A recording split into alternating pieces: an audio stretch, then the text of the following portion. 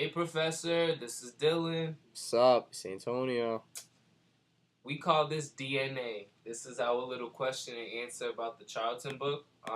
Just to show you that, we read the book and we know what we're talking about. So we're going to start off with the quintessential entrepreneur. Um, I'd like you to identify some of the characteristics that Charlton exhibited, and if you can give any examples presented in the book, then that would be cool. Two characteristics that Charlton exhibited were risk-taking and community philanthropy, and how generous he was. He gave a lot of money to different organizations. Taking he was a risk taker because he was the first man to make his businesses in Canada and the western part of the United States when he only lived in Fall River.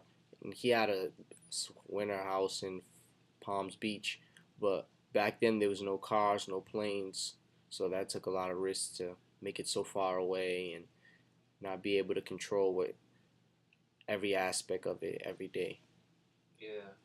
So what you're trying to say is it wasn't hard for him to. I mean, it wasn't easy for him to get to his businesses due to the fact of the distance, and we don't have. They didn't have it as good as we have it, whereas they can't communicate over text message. They have to send telegrams and. They'd have to ride horses because they didn't have cars and they didn't take the plane. They didn't ride horses. Yeah, they did. They didn't ride horses. They didn't have cars. They had cars. They didn't have cars. This was like 19 something. Oh, alright. Alright, they had cars. Nah, they didn't have cars. You're right. Okay, they didn't have Ferraris with that. Alright. Okay, next question. Little cars, okay. What are the why are these characteristics so important for a business owner to exemplify?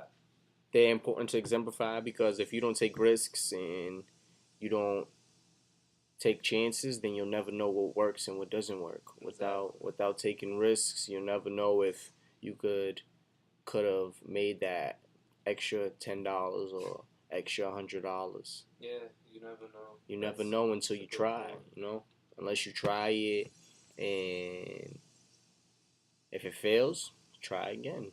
You try and try and try. Yeah. Okay. Every entrepreneur has to keep trying. If you don't try, then. That's the point of being an entrepreneur. You take that risk. You have to make yourself successful. You got to do what you love. He loved what he was doing, so he made sure he took any step that he had to that was necessary in order for him to become as successful as I want to be when I get older. Yeah. Can you think of any current entrepreneurs who also display the same characteristics? It's weird to find another entrepreneur that has the characteristics that he had, because he had a weird mix that you don't really find nowadays. Trust is hard to come by. Yeah. How generous he was is hard to come by. The risk he took, every entrepreneur really takes that. But there's not, I guess you could compare him to most any entrepreneur, but he reminds me a little of Warren Buffett with how generous he is, how much he cares about his employees. Okay. I see what you're saying. Now on to some questions I have personally. What do you think it takes to become as independent as Charlton did, and how did it help him with his business ventures? I think it took him to getting as independent as he was. It must have took working from a young age and being brought up a certain way with the determination in mind to always work hard. Because that would be the only way you could. You have to come in with that mind frame like, look, I'm going to take over, I'm going to work hard, and I'm going to make something of myself. You have to have that drive. That drive, he had that. Okay. When dealing with money, there tends to be a lack of trust between individuals due to greed. Do you think he trusted people? Yeah. Did it backfire on him if he did? I think he trusted people. What you think? What was you was telling me about how him and Simon Capstone. Yeah. Yeah. He's definitely one of the people he trusted. There are boundaries between bosses and employees. Charlton being a boss, he had to take disciplinary actions if there was anything not going as it was. Do you feel like him being the person he is, what's a way? Do you feel like it was wrong of him to take disciplinary actions on his employees? No, I don't think it was wrong. You have to. If you don't take disciplinary actions, then they'll never know what they can and can't do. They have to see right from wrong. Okay. I could ask him the questions that I could just be like, okay, well, thank you, Antonio. Now, if I can answer these questions, you can ask me them one by one, whatever you want to ask. All right. I gave my little spin on what I thought about the book. Now, let's see what Dylan thinks about this. Okay, so what identify some characteristics that Charlton exhibited to make him such a good entrepreneur. Some characteristics that Charlton. Okay, well, some of the characteristics that he displayed was creativity. The way he did that was the setup of the store. He would make sure that the windows of the store would be as decorated as they could to attract the eye of the public. Make sure they noticed his store whether they went in there or not. Because if they keep on noticing it, eventually they'll grow a curiosity towards it and then try to explore it. And then that will just keep on attracting customers. Also, he made sure inside of the store that certain items were found in certain areas because he knows that people don't think the same, they all think differently. So, he would make sure there were certain arrangements of certain products next to each other just to make it easier for the customer to navigate. So he had a real focus on customer service. Yeah, he definitely he kept the customer in mind as well as he did his employees. That ties into his second trait, his positive thinking. He never looked at an employee as his employee. He never took that step to make it noticeable that he had power and his employees didn't. He treated everybody the same, but at the end of the day, when it needed to be handled, he was the big boss. But to sum it all up, he thought positive all the time. He made sure his employees were happy, his customers were happy, and at the end of the day, that made him happy, and that's why it worked out for him. I think that's what separated him from a lot of people because now we have a lot of stress on customer service and work and how your employees are, but back in those times, really, it didn't matter how you treated your employees or about any of that. People didn't think about those things, and him thinking about that was what really made him successful and different from a lot of people. Okay. Another question? Yeah. Okay, so these characteristics that you gave me, can you let me know why give me just some feedback on why they're important for a business owner to have these? Well, it's important for a business owner to be creative because if you aren't creative, you won't sell your product. And if you don't sell your product, you won't be a business owner. So you gotta make sure you can attract customers so they can keep on coming back.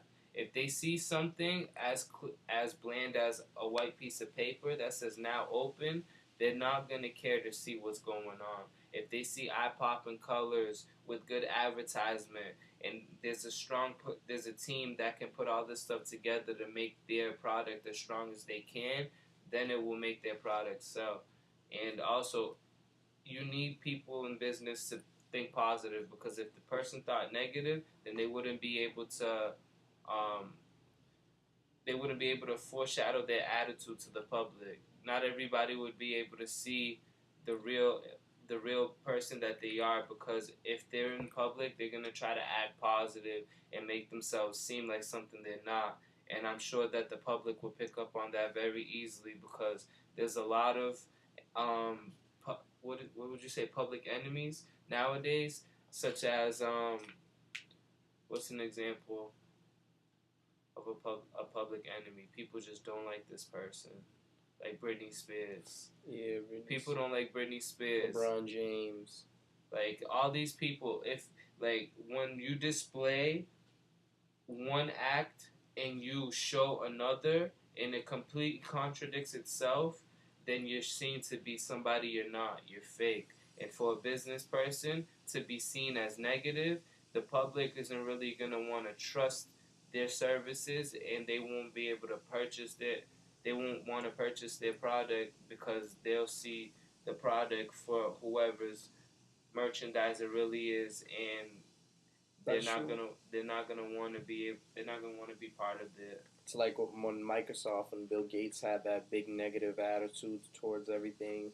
Yeah, not a lot of people followed Microsoft after that, and then it switched up more or less to Apple.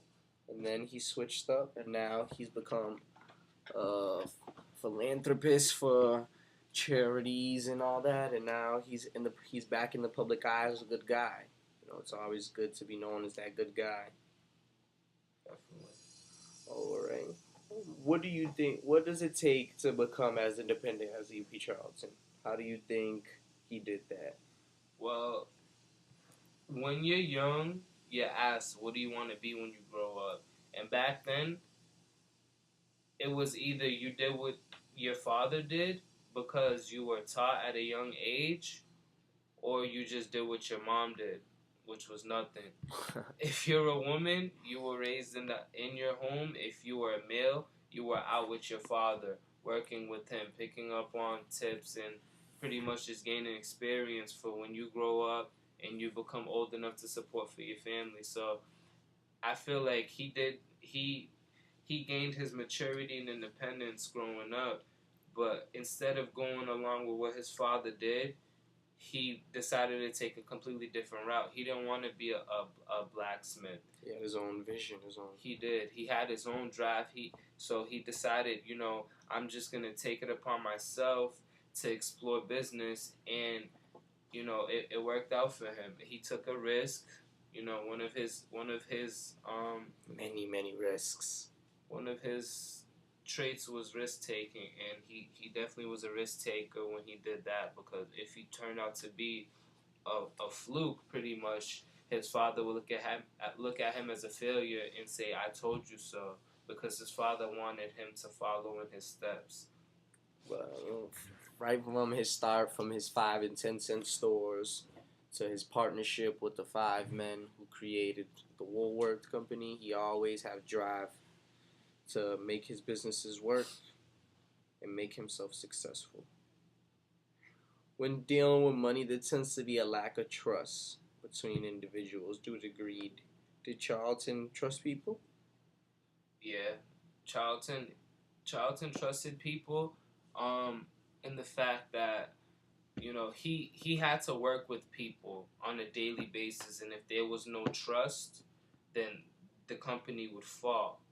If he didn't trust people, then he would be to himself. And if he didn't trust people, he wouldn't have a team, because there would be nobody to trust on that team. And without these key components, you can't run a company. You wouldn't be able to. It's too complex. It's too hard. He trusted Simon Capstein as he took him under his wing. And with that being said, it turned out to be a success. Had he not trusted Simon, who would he have trusted? Would there be an E.P. Charlton? Would there be 5 and 10 cent stores? Would I be making this video? Who knows? Trust is a big key in business. It is. And also, we'd like to thank E.P. Charlton for helping us see that. Big ups, because then I wouldn't be able to come to school for business.